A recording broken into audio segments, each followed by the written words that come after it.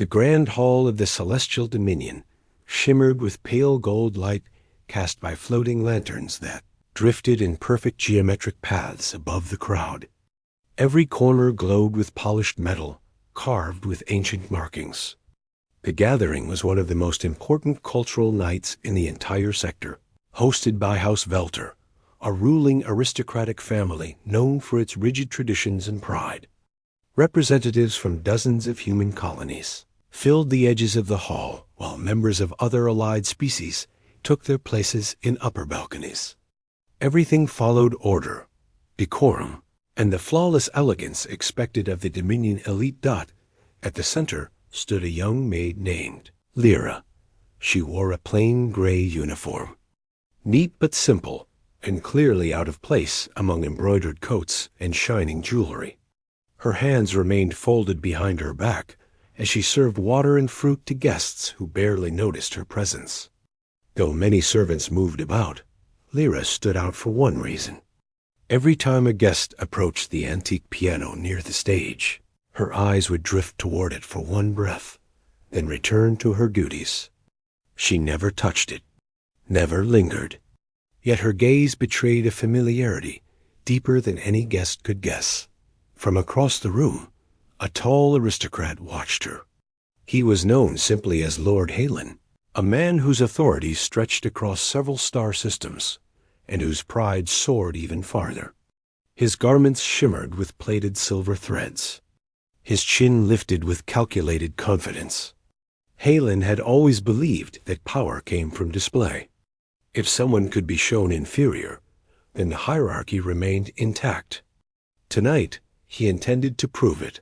The piano was no ordinary instrument. It was a relic from ancient Earth, older than many nations and carefully restored by Dominion artisans. Its wooden frame gleamed beside metallic arches that supported luminous strings humming softly with harmonic energy. Most guests considered it a treasure, something to admire rather than use. To touch it required permission. To play it required skill and respect. Heartline approached the stage with a faint smile. The room quieted, sensing a performance was about to begin. With a slow wave, he summoned Lyra forward. She paused in mid-step, confused. The other servants glanced at each other, but none dared question. Lyra approached the stage carefully and stood a few steps away from him. Heartline raised his voice, just enough to reach the nearest cluster of guests. He projected the tone of someone about to show something intriguing. "This maid seems very interested in the instrument," he said, "so I believe she should honor us by playing something." Ripple of soft laughter traveled through the crowd. Some guests whispered in amusement. Others shook their heads, expecting a harmless moment of embarrassment. After all, who would believe that a maid from a distant outpost could match the artistic lineage of the Dominion? Lyra felt all attention turned toward her. Her heartbeat pushed against her ribs, but she kept her posture steady. She did not argue. She only asked one question, spoken with calm sincerity. "What would you like to hear?" Heartline smirked. "Anything you can manage," he said. Something simple. The implication was clear. He expected her to struggle. He expected the audience to confirm his belief that class and talent belonged only to those born into privilege. What he did not know was why Lyra had come to the Dominion in the first place. Her mother lived on a distant frontier station, where a rare illness had left her bedridden. The station doctor had said treatment existed, but the medicine was costly, produced only in the core worlds. So Lyra traveled across the sector, taking whatever work she could find. She joined House Velter as a maid because it offered credits, meals, and a temporary residence. Every coin she saved went to sending supplies to her mother. But there was something more tied to this moment. The piano was part of her history. It was the one thing she learned from the station caretaker, a retired cultural archivist who taught her the value of music as a human legacy. She played to keep herself grounded during difficult nights. She played to remember hope. But she never played in public. Now she stood before a hall filled with nobles, commanders, scholars, and dignitaries. The piano waited. Lyra walked toward the bench with measured steps. Her hand hovered near the wooden edge. She inhaled deeply, letting the hum of the hall fade. Gently, she sat. The keys glowed with a faint white light. They responded to her touch even before she pressed them. She closed her eyes for one breath, then began. The first note echoed through the hall like a drop of water in a still lake. Pure, soft, clear. A second note followed, then a third, forming a slow rising line. The audience fell silent. What they expected to be clumsy became unexpectedly steady. Her hands moved with delicate familiarity. Each finger seemed to know exactly where to go, as if guided by memory rather than thought. She played a melody taught to her by the archivist many years ago. It was based on an ancient earth composition, but adapted to include harmonic resonance responding to energy strings built into the piano. The sound traveled across the metallic walls of the hall, making the lanterns vibrate gently. The tune rose in momentum, then softened, then expanded into a sweeping phrase that felt like a shuttle gliding through open stars. Guests leaned forward. Conversations died completely. Even the alien delegates above watched without blinking. The hall felt suspended in time. Halen's confident smirk faded. He tried to maintain composure, but confusion crept across his face. This was not what he expected. His plan slipped from his grasp with every graceful movement of her hands. Lyra continued, unaware of his reaction. She played not for the aristocrat or for applause, but for someone far away. Each note carried the hope she held for her mother. The phrasing grew warmer, filled with longing and courage. The music formed a story that needed no words. Listeners felt its meaning directly in their hearts. A commander of the outer fleet blinked away rising emotion. A scientist who prided himself on logic suddenly found his breath unsteady. A diplomat from a crystalline species tilted her head, glowing brighter as she interpreted the feeling of the tune. The melody entered a more daring section. Lyra's fingers danced across the keys with confidence born from countless quiet nights of practice. She moved gently, but with conviction, forming chords that resonated through the hall in harmonies rarely heard among Dominion works. The sound intensified and softened in perfect balance.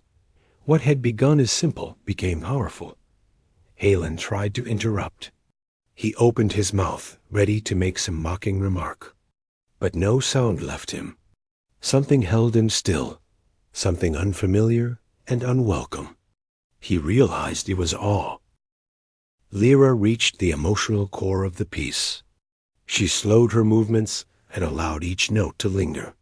It felt like rays of light touching the edges of a dark horizon. Even those who had never heard music from Earth felt the message. It was a reminder of human spirit, the kind that persisted through hardship, distance, and loss. The hall felt heavier, as if absorbing every vibration. A hush settled so thick that no one dared shift in their seat dot as she neared the final section. Her hands glided softly. The melody curved downward like a gentle farewell, then rose again with new strength. Listeners felt a quiet surge of hope, as if reminded that courage remains even in silence. The final phrases carried the soft steadiness of a heartbeat. When she pressed the last key, the note held in the air as if floating, and then it ended. The hall remained still.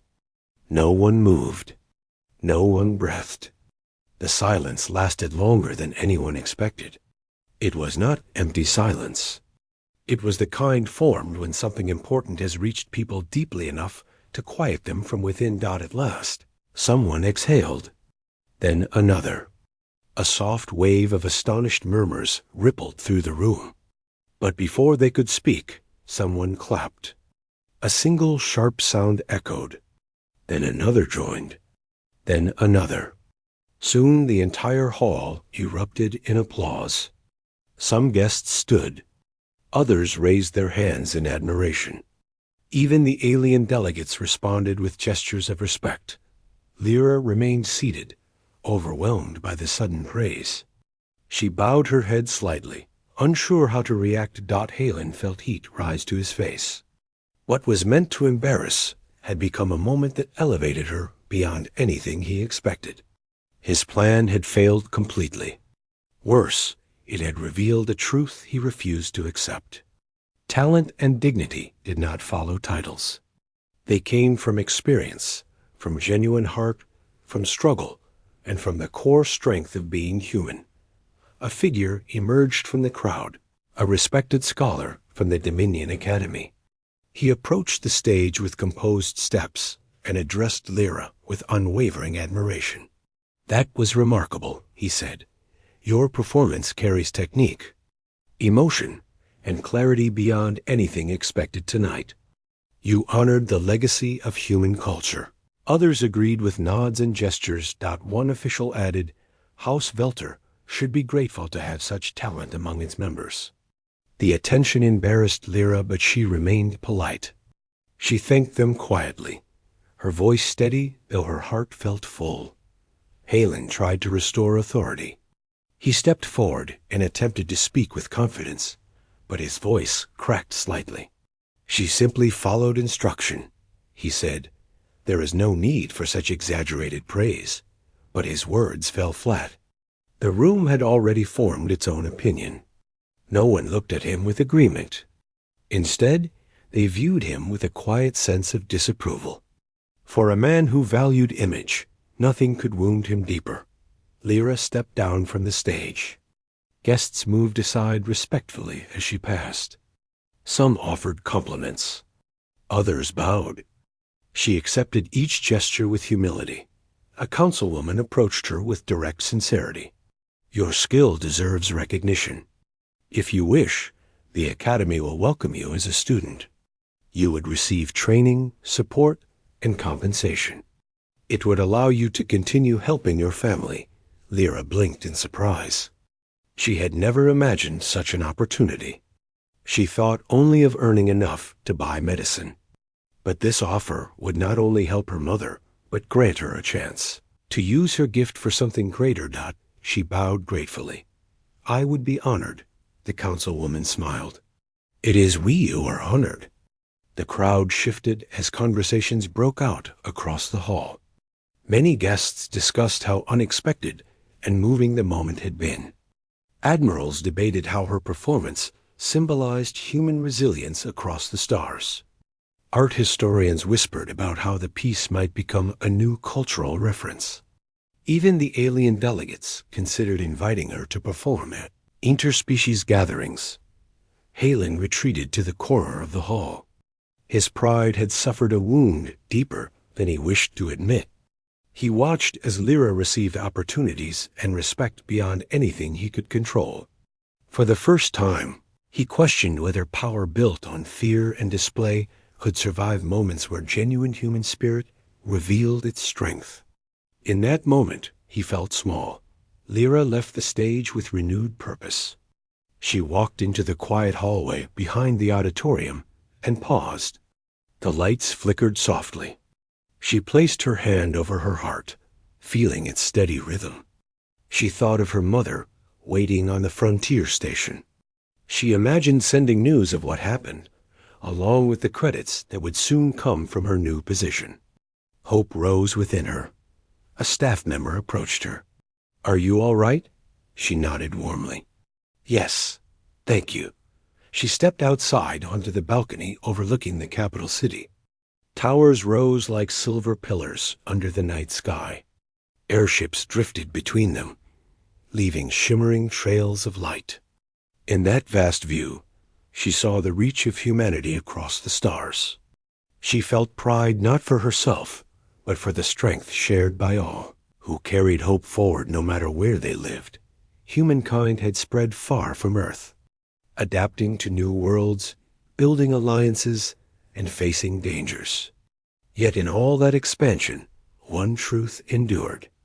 The human spirit, shaped by resilience and feeling, remained powerful enough to move even the proudest hearts. Music was one of the oldest expressions of that spirit. Tonight it had reminded the Dominion of something essential. Lyra breathed in the cool air and let herself smile.